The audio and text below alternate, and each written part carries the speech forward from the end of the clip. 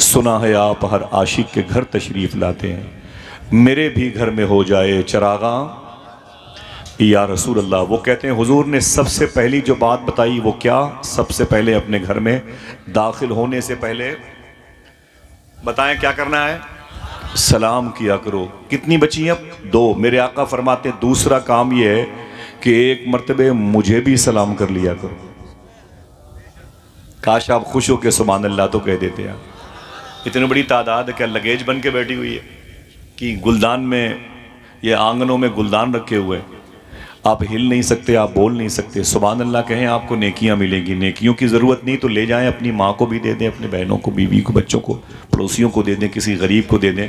इन उलमा की झोली में कुछ नेकियां मिल जाएं, डाल दें आप बैठे बैठे। सुभान अल्लाह कहने से लेवल खराब नहीं होता। आप बोला कीजिए कि बड़ा ये नाम दिलों को पाक करता है, शऊर को पाक करता है, सेंस को पाक करता है, ख्यालात को पाक करता है।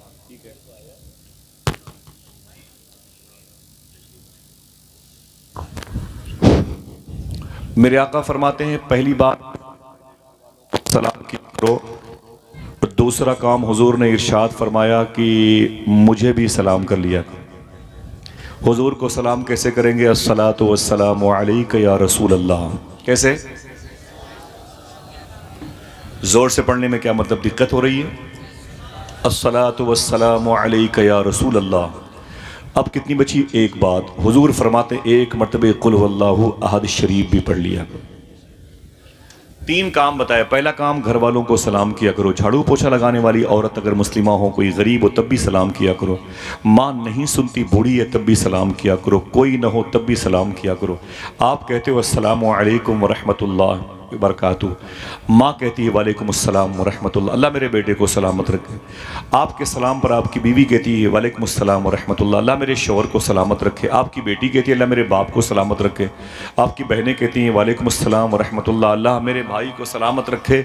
आपका छोटा सा बेटा कहता है वालेकुम अस्सलाम अब्बू, अल्लाह मेरे अब्बू को सलामत रखे। हो सकता है सब दुआएं मांगते रहें, किसी की दुआ कबूल न हो और तुम्हारी पड़ गई आदत सलाम करने की, और कभी ऐसा हुआ कि तुमने सलाम किया, यानी आपने सलाम किया, जवाब देने वाला कोई न था।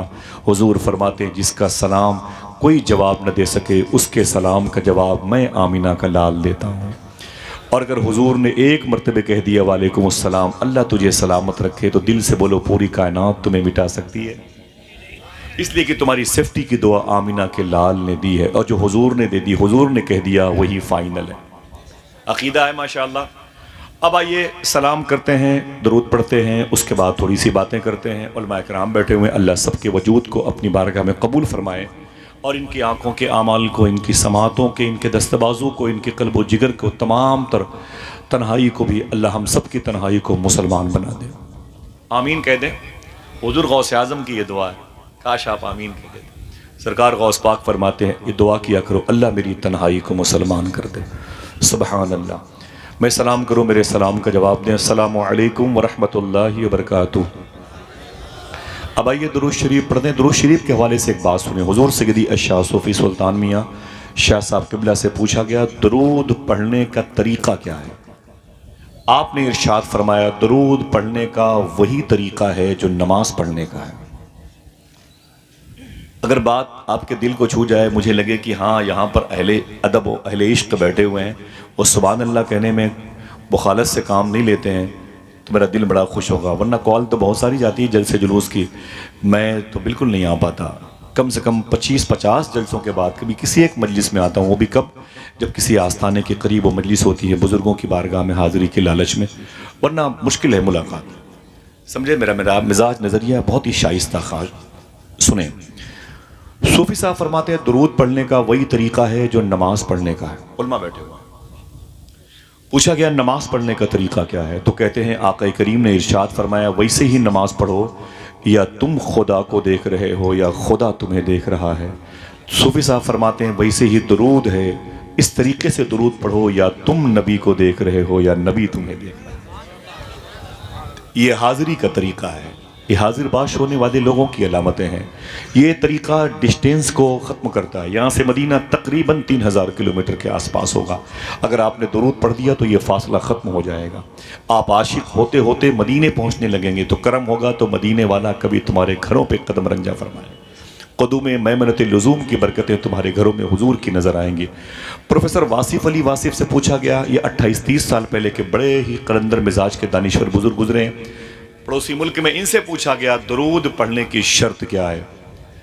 तो प्रोफेसर वासिफ़ अली वासिफ़ फरमाते हैं दुरूद पढ़ने की एक शर्त है। कितनी ऊंची बोले? एक शर्त है। किसी ने पूछा कि हुजूर वो एक शर्त क्या है? तो वासिफ़ अली वासिफ़ फरमाते वो एक शर्त ये है कि दुरूद पढ़ने वाला और जिस पर दुरूद पढ़ा जाए, यानी आप और रसूल, दुरूद पढ़ने और पढ़ा जाए, दोनों का ज़माना एक होना चाहिए। अगर मैं चुप हो गया होता, मैं लखनऊ के करीब का हूं, इतनी देर में तो लोग हंगामा मचा देते हैं, यार कितनी बड़ी बात कह दी उसने। दुरूद पढ़ने वाला और जिस पर दुरूद पढ़ा जाए, दोनों का ज़माना एक होना चाहिए। उसने कहा हम तो 1400 साल के बाद आए हैं, हुजूर के ज़माने में नहीं थे, तो इसका मतलब हम दुरूद ना पढ़ें? वासिफ़ अली वासिफ़ फरमाते ना ना ना ना ना, तुम हुजूर के ज़माने में नहीं थे, लेकिन हुजूर तो तेरे ज़माने में हैं। कहा हुजूर अगर मेरे ज़माने में है तो इसका सबूत क्या है? वो कहते हैं चांद चमकता है, यही इसका सबूत है कि हुजूर हैं। सूरज निकलता है, यही इसका सबूत है कि हुजूर हैं। हुजूर कायनात की डिलीवरी का सबब है, और ये तमाम तर कायनात हुजूर कायनात की जान है। मेरे बरेली के इमाम ने कहा है जान है तो जहान है। हाँ? हट जाएं गर रसूल खुदा दरमियान से, लाखों बलाएं टूट पड़े आसमान से। अब ये तरीक़ा है दुरूद पढ़ने का। सूफिया फरमाते हैं जब दुरूद पढ़ा करो तो अपनी गर्दन झुका लिया करो। उलमा से भी गुजारिश है इसे अपने मामूलात में लाएँ और अपने मुख्तदियों को बताएं, तलबा को बताएं, ताकि चिराग से चिराग चले। फरमाते हैं सूफिया अपने सर को, अपने गर्दन को, अपना सेंस, अपनी पलकें, अपने ख्याल को हल्का सा दिल की तरफ, ये बाएं तरफ दिल होता है, दाएं तरफ रूह का मकाम है, झुका के दुरूद पढ़ा करो। कहते हैं जब तुम्हारी ये आवाज़ दिल तक पहुँचेगी तो दिल की आवाज़ हुजूर की बारगाह तक पहुँचेगी। कहा ये कैसे पता चलेगा कि हमारी आवाज़ हुजूर की बारगाह तक पहुंच रही है? कहा जब मुअद्दब तरीके से दुरूद पढ़ने लगोगे तो 40 दिन के बाद तुम्हारे सीने में मीठा मीठा दर्द होगा। जब ये दर्द होने लगे तो यकीन कर लेना कि तुम्हारे दुरूद की आवाज़ समात मुस्तफ़ा तक पहुंच रही है।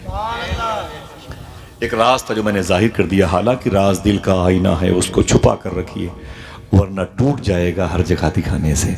यह हर जगह नहीं, ये तो आशिकों की जगह है। अल्लाह ताला हमको और आप सबको हुजूर की बारगाह में हाजिर बाश होकर दुरूद पढ़ने की तौफीक अता फरमाए।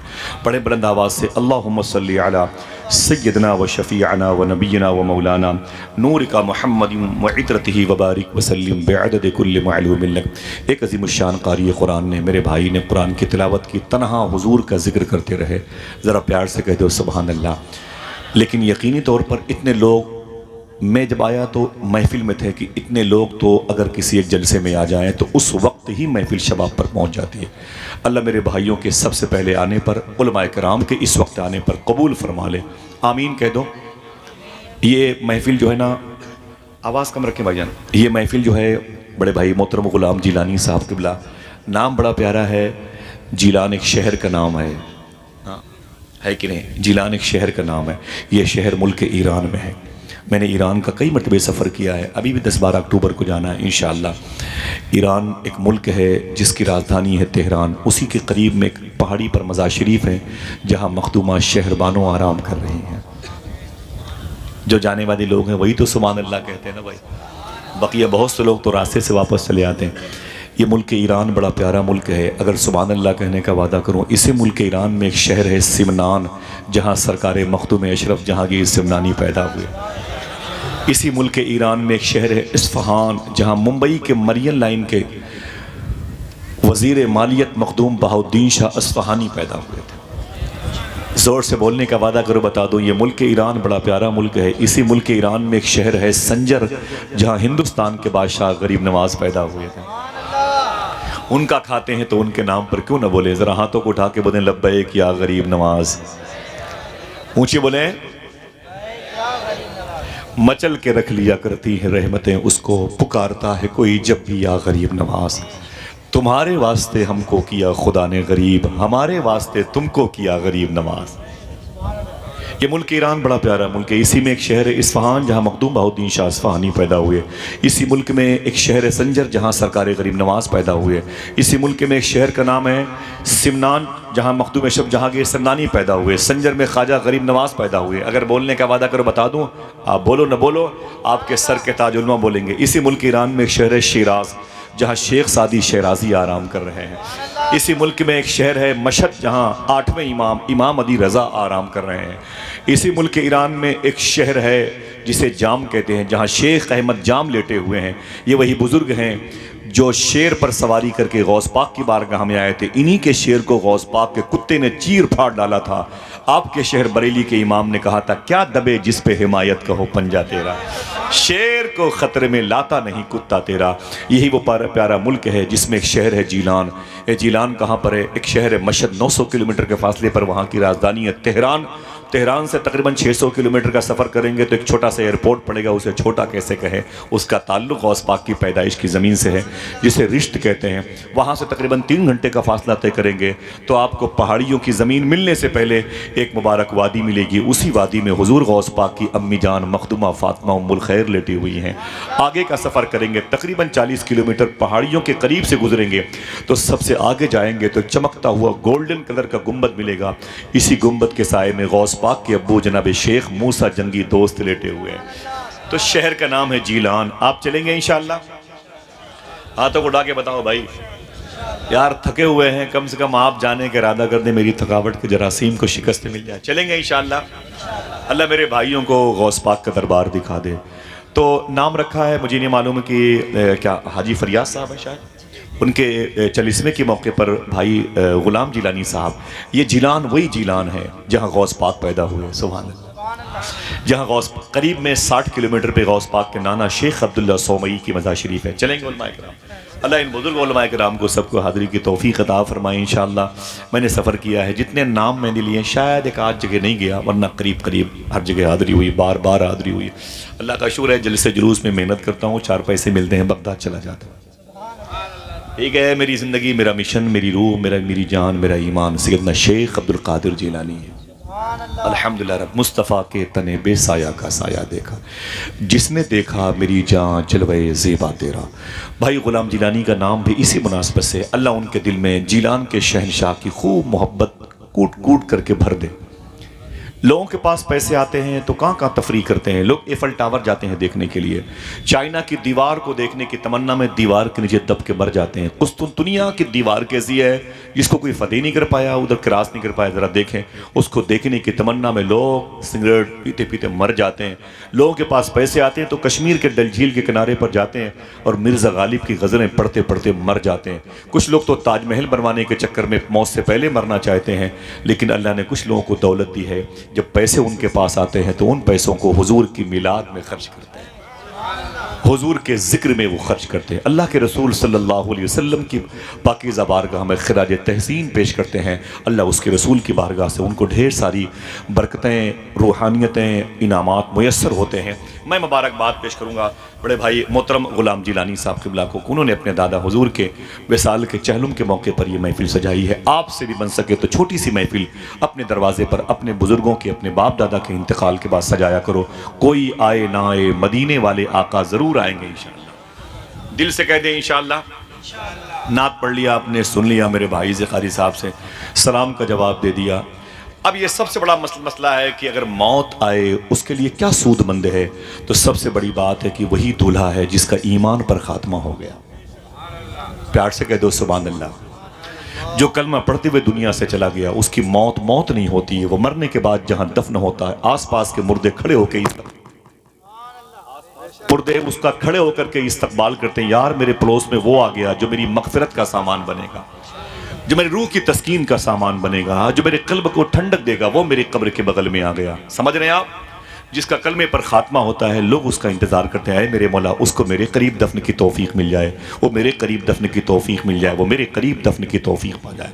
तो खुशकिस्मत लोगों के बीच में वो मुबारक रूह को रखा जाता है जिसका ईमान पर खात्मा होता है। ईमान पर खात्मा कैसे होता है? ईमान पर खात्मा उसी का होता है जो ईमान पर खात्मे की तैयारी करता है। ऐसे नहीं हो जाता। आपको जहाज चलाना नहीं आता, आप पायलट नहीं है, आप कहेंगे अरे मेरे मौला मुझे पायलट बना दे। नहीं हो सकता जब तक आप पायलट बनने के सिस्टम से वाकिफ़ ना हो। 2500 साल उसमें आप खर्च ना करें। आप कहते हैं मैं ब्रेक लगा लूँगा, जब ब्रेक लगाने का तरीका पहले से मालूम होगा तब ना ब्रेकर पे ब्रेक लगाएंगे। हाँ, कलमा पढ़ते हुए मौत आ जाए ये दुआ मांगते हैं। पहले मौत ईमान पर ख़ात्मे की तैयारी से पहले ईमान उस मुबारक पाकीज़ा राह के मुसाफिर को पढ़ें जिसका ईमान पर ख़ात्मा हुआ। वो कैसा इंसान था, उसने अपनी लाइफ कैसे गुजारी है, उसने अपनी ज़िंदगी कैसे गुजारी है। तब वो कुल्लु नफ्सिन ज़ायक़तुल मौत पर फोर्स देता है। मैं मरा नहीं हूँ, मैंने सिर्फ टेस्ट चखा है, जायका मुझे मिला है। कोई बात नहीं, माइक आपका बहुत अच्छा है भाई। मैं 25 दिनों का भी थका हुआ रहा हूँ तो ये खुद बोलता रहेगा। वो इतना कमज़ोर है ये, बिल्कुल लखनऊ जैसा ना, कि ज़रा से मेरी हरकत पर ये खामोश हो जाता है।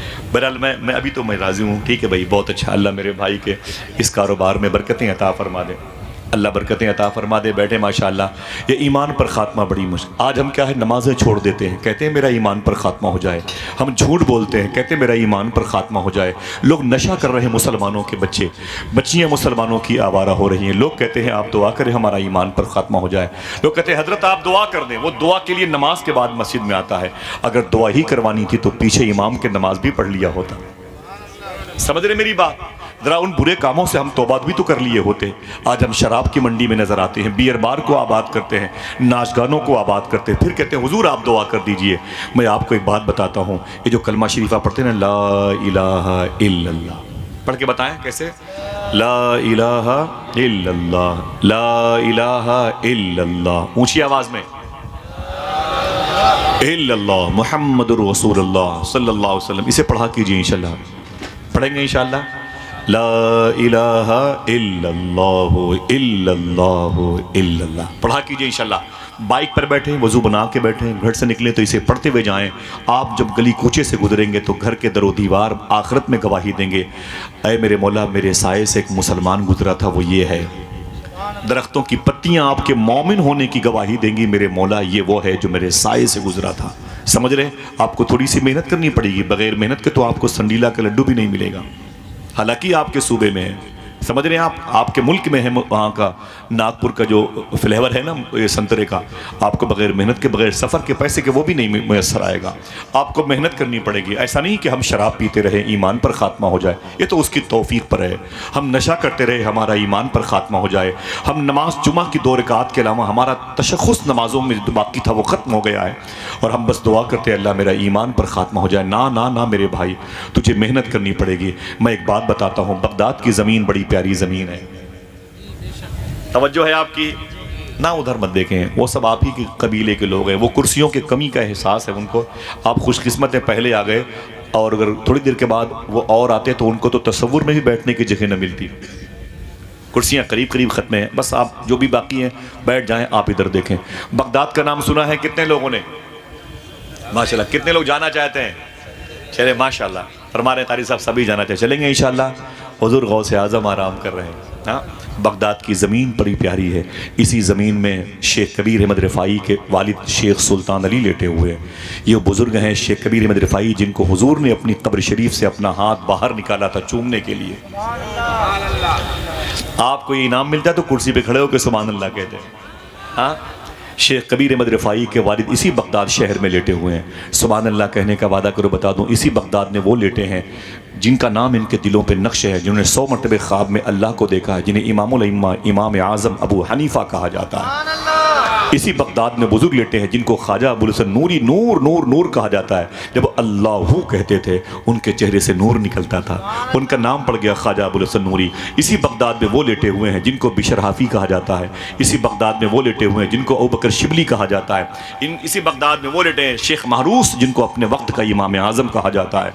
अगर बोलने का वादा करो बता दूँ, इसी बगदाद में एक मोहल्ला है करख, जहाँ शेख बहलोल दाना लेटे हुए हैं। इसी मोहल्ले में जुन्नून मिसी लेटे हुए हैं, इसी मोहल्ले में यूशा बिन नून अलैहिस्सलाम लेटे हुए हैं, इसी मोहल्ले में शेख सरी सख्ती, शेख जुनैद बगदादी जैसे बुजुर्ग लेटे हुए हैं, इसी मोहल्ले में इब्राहिम खव्वास लेटे हुए हैं, इसी शहर में ख्वाजा हबीब अजमी लेटे हुए हैं, इसी शहर में मंसूर हल्लाज लेटे हुए हैं, इसी शहर में ख्वाजा शेख मारूफ करखी लेटे हुए हैं, तफसीर रूहुल मानी के मुफस्सिर शेख महमूद आलूसी लेटे हुए हैं, इसी शहर में सरकार दाऊद ताई लेटे हुए हैं। आप अगर फिर से बोले तो इसी शहर के करीब में करबला है जहाँ इमाम हुसैन लेटे हुए हैं, जहाँ मौला अब्बास लेटे हुए हैं, और मोहम्मद लेटे हुए हैं, हुर और कासिम और हबीब मज़ाहिर लेटे हुए हैं।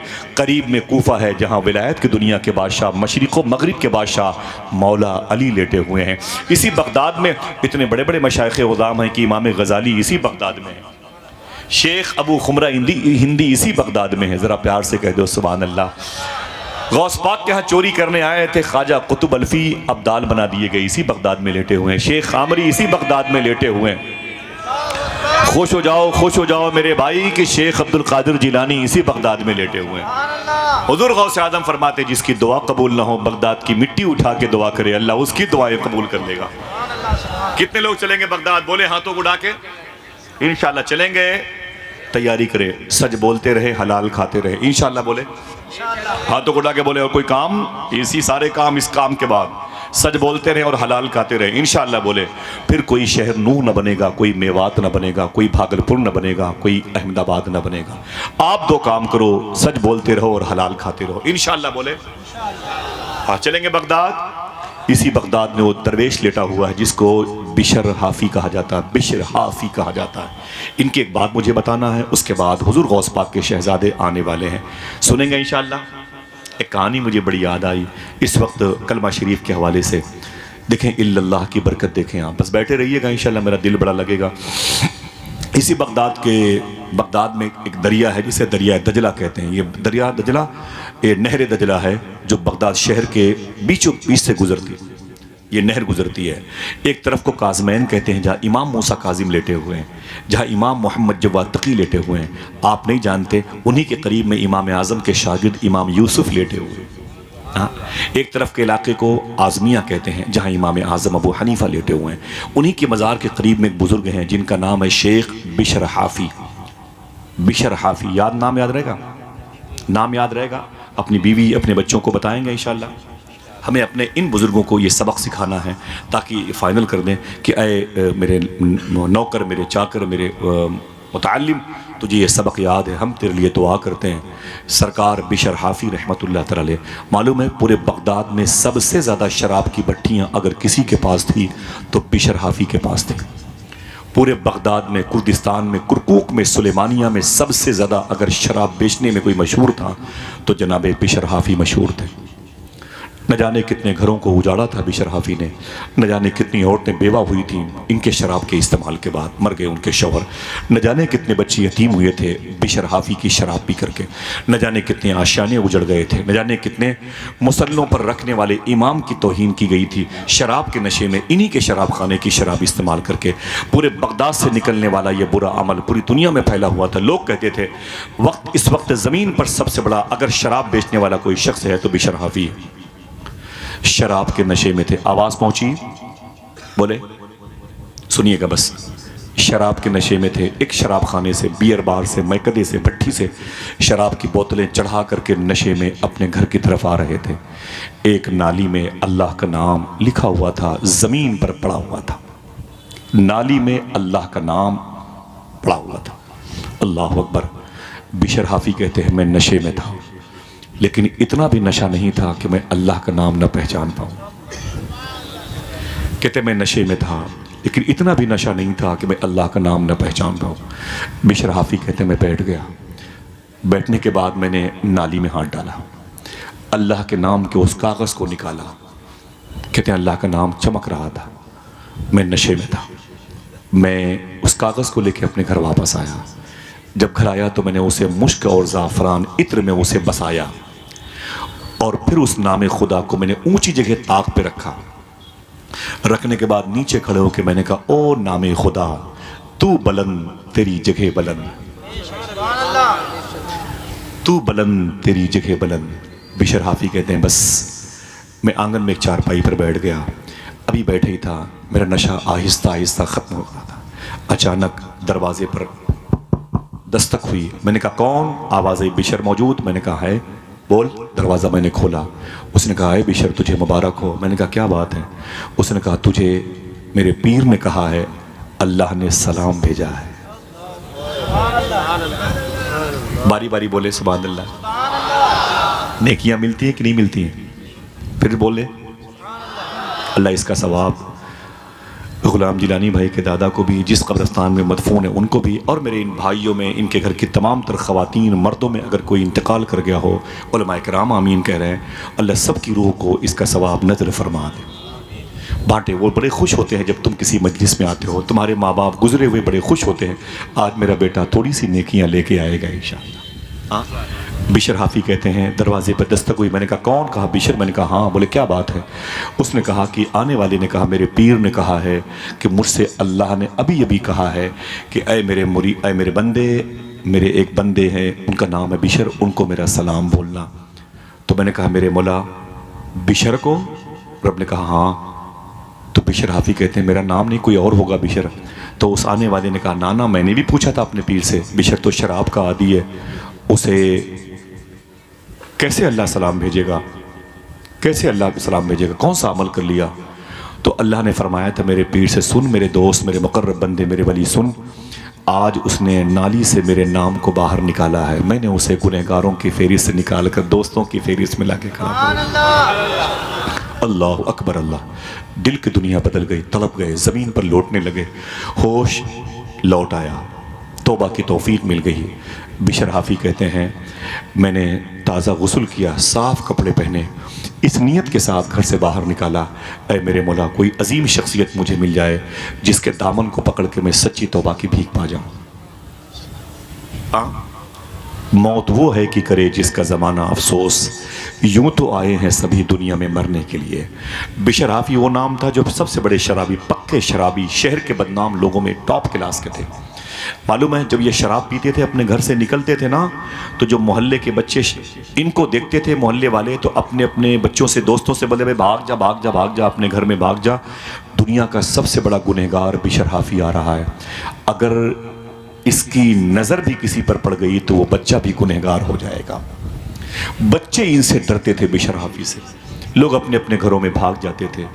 बिशर हाफी लेकिन जब तौबा करने के इरादे से अपने घर से निकले, सुभान अल्लाह, जब तौबा करने के इरादे से अपने घर से निकले, देखना कितने लोग सुभान अल्लाह कहते हैं। जब तौबा करने के इरादे से बिशर हाफी अपने घर से निकले, वही बच्चे जो इनको देख के भागते थे, अपने अपने घरों में घुस जाते थे, वही बच्चे कहने लगे ऐ दोस्तों घर से बाहर निकल आओ, घर से बाहर निकल आओ। आज बिशर हाफी तौबा करने जा रहा है, अगर इसके कुर्ते की भी हवा किसी को लग गई तो अल्लाह उसे भी अपना दोस्त बना देगा। अल्लाह। नजरें बदल गई तो नज़ारे बदल गए, सोहबत में बुजुर्गों की ही नूरानी बनोगे, जयपाल से अब्दुल्ला बयाबानी बनोगे। हाँ, आपको अगर सोहबत की ज़रूरत है और वाकई ज़रूरत है, आपकी रूह को, आपके फ़िक्र को, आप कामयाब हो जाएंगे। मालूम है क्या हुआ? यही बिशर हाफी है। कोई दिक्कत तो नहीं हो रही है? ये बगदादी आवाज़ आ रही है, सुभान अल्लाह। ज़रा बोले मोहब्बत के साथ सुभान अल्लाह। हाथों को उठा के बदले लब्बैक या रसूल अल्लाह। अल्लाह इसका सवाब आप सबके गुजरे हुए लोगों को अता फरमा दे। बस ये बात आखिरी बिशर हाफी सरकार के हवाले से चल रही थी, आवाज़ पहुँच रही है, आप इसे याद रखेंगे इंशाअल्लाह, याद रखेंगे। हाँ, बिशर हाफी सरकार जब गए ना तौबा करने के लिए, एक अजीम बुजुर्ग हैं, मौलाए कायनात के खलीफा पोते होते हैं, अजीम बुजुर्ग है, ख्वाजा हसन बसरी के लाडले होते, उनकी बारगाह में गए, बोले हुजूर मुझे सच्ची तौबा की भीख मांगनी है अल्लाह की बारगाह से, आप कबूल फरमा लें, मुझे कुछ वजीफ़ा बता दें।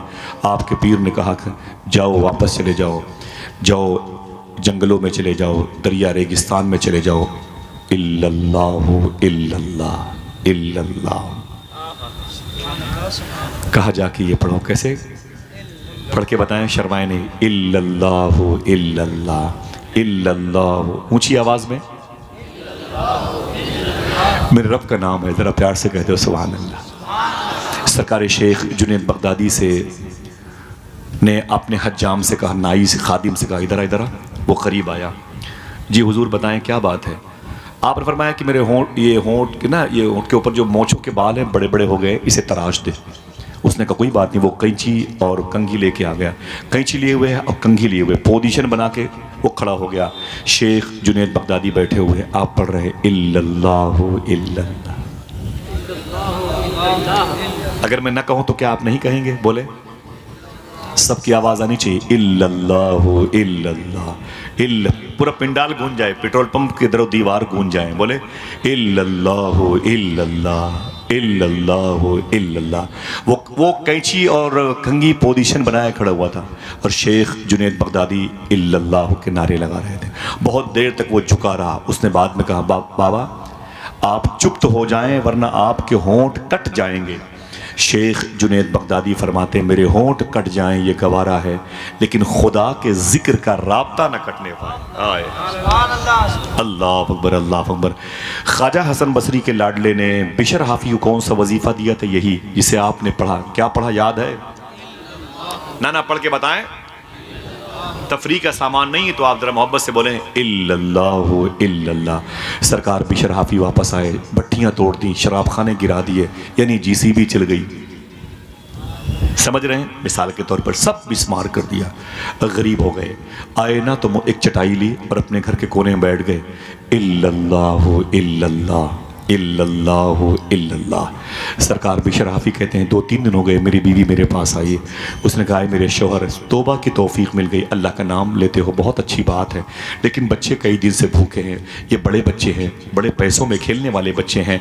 अब तो इन बच्चों की खुराक के आवागमन का रास्ता बंद हो गया है। ऐ मेरे शौहर, थोड़ी सी मेहनत करो, बाज़ार चले जाओ, उस चौराहे पर जहाँ पर मज़दूर खड़े रहते हैं वहाँ पर जा कर के मज़दूरी करने वालों की टीम का हिस्सा बन जाओ। तुम्हें कोई मज़दूरी के लिए पसंद कर ले, उसके साथ जाओ। 100-200 रुपये मिसाल के तौर पर मिलेंगे, दाल नमक चावल ले आओगे, बच्चे भूखे न रहेंगे, खाते रहेंगे, अल्लाह का नाम भी शाम को लेते रहना। बिशर हाफी ने कहा, ठीक है मेरी बीवी, मैं कल जाऊँगा। सुबह हुई तो मालूम है क्या किया बिशर हाफी ने? एक झोला लिया, एक लोटा लिया, एक मुसल्ला लिया। रिवर्स कर दूं, एक झोला लिया, एक लोटा लिया, एक मुसल्ला लिया। शहर के चौराहे पर मजदूरों के बैठने की जगह पर नहीं गए बिशर हाफी। दरियाए दजला की वो शाख जिसे नहरे दजला कहते हैं, जो बिल्कुल बीचों बीच बगदाद के बहती है, वहाँ करीब चले गए। लोटा निकाला, नहरे दजला से पानी निकाला, वज़ू किया, मुसल्ला बिछाया, 2 रकात नमाज पढ़ी, तस्बीह लेके बैठ गए, इल्लल्लाहु।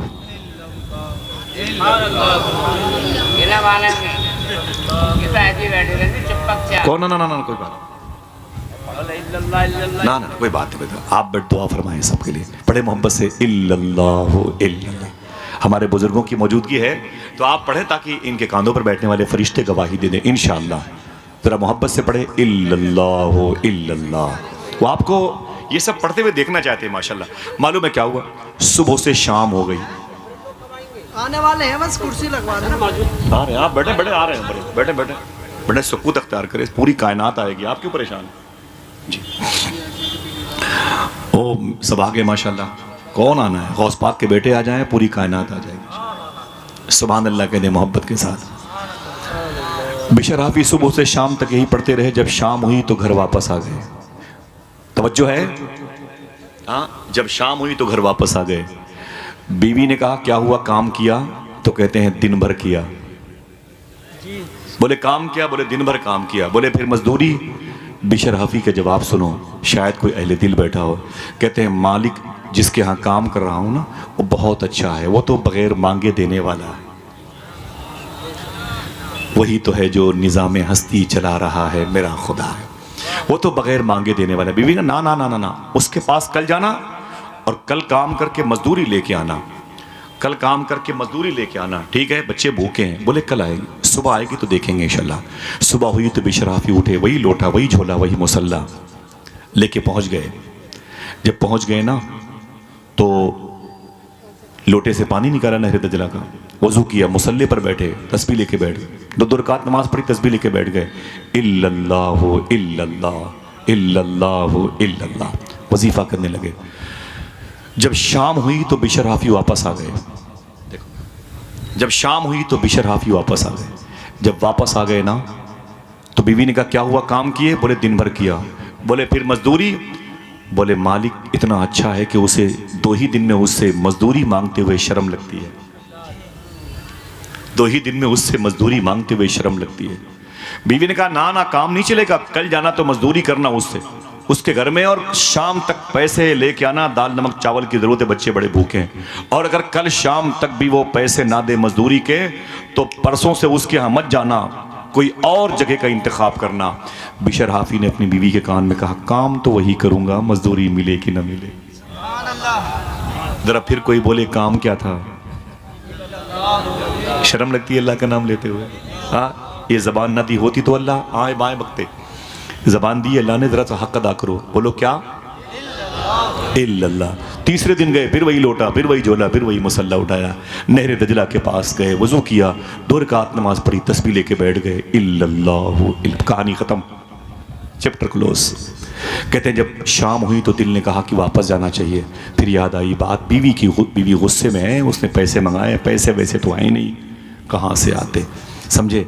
तो असर के बाद आना था, नहीं आए। मगरिब की भी नमाज पढ़ ली, तस्बीह लेके इल्लल्लाह का विर्द करते रहे, मगरिब की पढ़ी फिर बैठे रहे, इशा की पढ़ी फिर बैठे रहे। इशा के बाद बहुत रात की आखिरी हिस्से में, घड़ी थी नहीं, मिसाल के तौर पर 12-1 बजे चुपके लोटा झोला मुसल्ला लेके दजला के किनारे से निकले, अपने घर वापस आए। ये सोच के आए कि बीवी मेरा इंतज़ार करते करते थक के सो गई होगी, बच्चे भूख प्यास कहते कहते थक के सो गए होंगे, जाऊँगा बाहर दरवाजे पर चटाई बिछा के सो जाऊंगा, सुबह को मोहल्ले की मस्जिद से अजान की आवाज़ आएगी और मैं मोहल्ले में जाऊंगा नमाज़ पढ़ने मस्जिद में, और नमाज़ पढ़ के फिर यही लोटा, फिर यही झोला, फिर यही मुसल्ला लेके मैं वापस आ जाऊंगा, फिर यहीं पर वज़ू करके 2 रकात नमाज़ पढ़ के इल्लल्लाहु इल्लल्लाहु के नारे लगाऊंगा, अल्लाहु अकबर अल्लाहु अकबर। आपको पता है, तवज्जो है आपकी, आपको पता है, बिशर हाफी कहते हैं रात के आखिरी हिस्से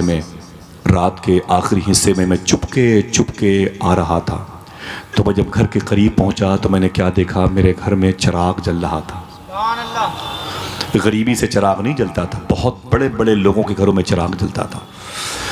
बिशर हाफी कहते हैं मैंने आंखें मीन के दे, मैंने मेरा घर ये चिराग क्यों जल रहा है, पैसे कहाँ से आ गए? बिशर हाफी कहते हैं मैं करीब गया तो मैंने क्या देखा, मेरे घर में चिराग जल रहा था, और करीब पहुंचा तो मैंने क्या देखा, मेरे घर से खाने की खुशबू आ रही है, और करीब पहुंचा तो मैंने क्या देखा, मेरे बच्चों के खेलने की आवाज़ आ रही है, और करीब पहुंचा तो मेरे घर पर कदम पहुंचने से पहले मेरी बीवी दरवाजे पर खड़ी थी, खूबसूरत लिबास पहन के मुस्कुरा रही थी, खूबसूरत लिबास पहन के मेरी बीवी मुस्कुरा रही थी। अल्लाह अकबर। बिशर हाफी कहते हैं मैं करीब गया तो मेरी बीवी ने मुझसे सलाम किया, मैंने जवाब दिया, मैंने कहा क्या बात है, तेरे चेहरे पर रौनक है, लिबास तब्दील है, बच्चे खुश हैं, घर से खाने की खुशबू आ रही है, ये चिराग जल रहा है, ऐ मेरी बीवी माजरा क्या है? बीवी ने एक जुमला कहा, फिर देखना कितने लोग सुभान अल्लाह कहते हैं। बीवी ने कहा ऐ मेरे शौहर बिशर हाफी, तुम 3 दिन से जिसके यहाँ नौकरी करते हो उस मालिक के 2 बंदे दिन में 1 महीने का राशन लेके आए थे। अल्लाह अकबर, 1 महीने का राशन लेके आए थे। कितने? 1 महीने का राशन लेके आए थे। इतना सुना तो बिशर हाफी सजदे में गिर गए, और सजदे में गिर गए, अल्लाह की बारगाह में हदिया तशक्कुर अदा किया। अय मेरे मौला तू जानता है, शराब पिला के मैंने नस्लों को बर्बाद किया, न जाने कितनी औरतों को मैंने बेवा किया, न जाने कितने बच्चों को मैंने यतीम किया है, कितने आशियाने, कितने घर, कितने महल्लात को मैंने उजाड़े हैं, बस तौबा की तौफीक क्या मिल गई। अय मेरे मौला मुझे 2-3 दिन तेरा नाम लेने की तौफीक क्या मिल गई। आज मेरे घर में तू अपने करम फजल की बारिशों से मेरे घर में तू इतनी बड़ी नेमतें भेज रहा है। अय मेरे मौला तेरा शुक्र है, तेरा शुक्र है, तेरा शुक्र है। रोए तो मालूम है ज़मीन आंसुओं से तर हो गई। तवज्जो है आपकी, इधर देखें भाई, इधर देखें, क्या हंगामा करते हैं आप लोग। तवज्जो है भाई, इधर देखें, इधर देखें, ठीक है। ज़रा हाथों को उठा के बोलें लब्बैक या रसूल अल्लाह। बात ख़त्म करते हैं। जब तवज्जो किसी बात में न हुआ करे तो फिर वो काम की बात नहीं है, और अगर काम की बात है फिर आपके लिए नहीं है। 2 में से एक ही को यहाँ होना चाहिए, ठीक है, 2 में से एक ही शख्स को यहाँ होना चाहिए, समझ रहे हैं? बस 2 में से एक ही शख्स को यहाँ होना चाहिए। आपके लायक अगर मैं नहीं तो मुझे नहीं होना चाहिए, मेरे लायक अगर आप नहीं तो फिर मुझे नहीं आना चाहिए, समझ रहे हैं आप? बिशर हाफी कहते मैं रोया तो मेरी बीवी ने कहा ऐ मेरे शौहर, आपको एक मैसेज भी दिया है उन दोनों लोगों ने। कहा वो मैसेज क्या है, इसे लिख ले, सोने के कलम से लिखें। खड़े हो गए बिशर हाफी रोते हुए, फरमाया वो मैसेज क्या है? तो बीवी ने कहा कि ऐ मेरे शौहर, वो तुम जहाँ काम करते हो 3 दिन से, उसके उस मालिक के 2 बंदे जो दिन में 1 महीने का राशन लेके आए थे, 1 महीने का राशन लेके आए थे, जाने से पहले वो कह के गए हैं, ऐ औरत, मालिक ने कहा है इस बंदी से कह देना, अपने शौहर से कह देगी बिशर हाफी से कि मालिक ने कहा है वो काम में कमी ना आने देगा, मैं मजदूरी में कमी ना आने दूंगा। काम क्या था? इल्लल्लाहु इल्लल्लाह। पढ़ेंगे इंशाअल्लाह, ला इलाहा इल्लल्लाहु मुहम्मदुर रसूलुल्लाह सल्लल्लाहु ताला अलैहि वसल्लम। अगर ये मुबारक अमल आपके साथ लग गया, चिपक गया, मुदगम हो गया, मुत्तसिल हो गया, आपके दिल की आवाज़ बन गया, खुदा की कसम जब तक दुनिया में रहोगे आप कामयाब रहोगे। मरने के बाद जहाँ दफन किए जाओगे आपके आसपास के मुर्दे भी इंशाअल्लाह कामयाब रहेंगे। इंशाअल्लाह कह दें। मैं बड़े अदब और एहतराम के साथ मादरत चाहता हूँ, आप इतने सुकून से बैठे हुए थे इसलिए मैंने ये बातें कर दी। हालांकि यही बातें सुनने के लिए एक बड़ा तबका हिंदुस्तान में है जो 10-20 लोगों पर मुश्तमिल है, जो इंतज़ार करता रहता है। बहरहाल आप सबकी खुशबख्ती, आप सबकी नसीबे की अर्जुमंदी है जो आप यहाँ पर तशरीफ़ लाए हैं। मैं नात के हवाले से शहर इलाहाबाद से आए हुए एक अजीम सना खां को आपके हवाले करता हूँ। ये इलाहाबाद जहाँ का सफ़र आपने नहीं किया होगा, अगर किया होगा सिर्फ एक मजबूरी के तहत किया होगा, वहाँ हाई कोर्ट है कि नहीं? उसी हाई कोर्ट के करीब में पोलो ग्राउंड है, वहीं पर 14 बुज़ुर्गों की मज़ारात है। उसी के दाएं तरफ खुसरू बाग है, खुसरू बाग के करीब एक आस्ताना है हिम्मतगंज शरीफ में, जहाँ एक ऐसे बुज़ुर्ग लेटे हुए हैं जिन्होंने 22 साल गौस पाक को वज़ू कराया है। फिर से बोल सकते हैं सुभान अल्लाह। जिस शहर के बारे में सरकार मुजाहिद मिल्लत ने फरमाया था, वो मुजाहिद मिल्लत जिनके बारे में मुफ्ती आज़म सरकार से आला हजरत ने कहा था, जब मुफ्ती आज़म ने पूछा था अय मेरे वालिद मखदूम आपके मिशन को कौन ज़िंदा रखेगा, तो हुजूर आला हजरत ने फरमाया था एक आ रहा है दरवेश मिजाज का जिसको दुनिया हबीबुर रहमान कहती है। ऐसा वैसा नाम मैंने नहीं लिया जो आपकी ख्याल व फिक्र में दबाओ। और सब माशाल्लाह ज़रा इस्तकबाल कर ले, नारे तकबीर, नारे रिसालत, नारे रिसालत। अच्छा अजीब बात है, नाम मुजाहिद मिल्लत सरकार का आया तो फिर हम शबीह सरकार मुजाहिद मिल्लत की गोद की पली हुई आवाज़ की भी आमद हुई है। उलमाए कराम से गुजारिश है इस्तकबाल कर लें।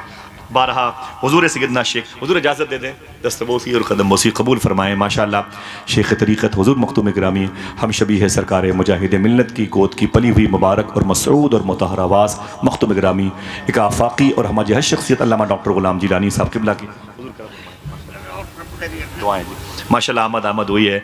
अब ज़्यादा मुलाकात हिंदुस्तान में नहीं होती, अगर होती है तो बगदाद शरीफ में होती है। चलेंगे बगदाद शरीफ इंशाअल्लाह। सुभान अल्लाह। वो शहर इलाहाबाद है जिस शहर में बड़ी बड़ी कदावर शख्सियतें आराम कर रही हैं। अगर मैं नाम लूँगा तो वक्त निकल जाएगा, इतने ही काफ़ी है कि हुजूर मुजाहिद मिल्लत ने कहा था अगर करीब का शहर वहाबिया दयाबना से मुतासिर होकर बकौल हुजूर मुजाहिद मिल्लत सानिय नश्त हो सकता है तो इलाहाबाद मनव्वर शाह इलाहाबादी की वजह से सानिय बगदाद क्यों नहीं हो सकता। वो शहर है इलाहाबाद जिस ज़ात के बारे में मेरे आका गरीब नवाज ने इरशाद फरमाया, जिसको मेरी बारगाह की मकबूल हाज़िरी चाहिए उसे चाहिए कि अजमेर आने से पहले मुनव्वर शाह इलाहाबादी से मिल के आया करें। इंशाल्लाह चलेंगे ना, इंशाल्लाह इन बुज़ुर्गों की ज़मीन पर चलें, अल्लाह हम सब पर करम फरमाए। उसी बारगाह नूर व करम के करीब रहने वाला एक लहजा है मोहतरम आकिब रज़ा इलाहाबादी, नात पढ़ते हैं अपने बुज़ुर्गों के, अपने असलाफ़ के कलाम को पढ़ते हैं और बिलखुसूस उनकी सुबह उनकी शामें हुजूर गौस पाक के शहज़ादे हुजूर मखदूम गिरामी से ये शबाहत मियाँ शाह साहब क़िबला की खिदमत में गुजरती हैं। मैं बड़े अदब से गुजारिश कर रहा हूँ, हमारी बातों में अहले हरम की बातें हैं, नबी का ज़िक्र है, उनके करम की बातें हैं। हमारी मानो तो तुम भी यहीं पर आ जाओ, यहाँ हुजूर के नक्शे कदम की बातें हैं।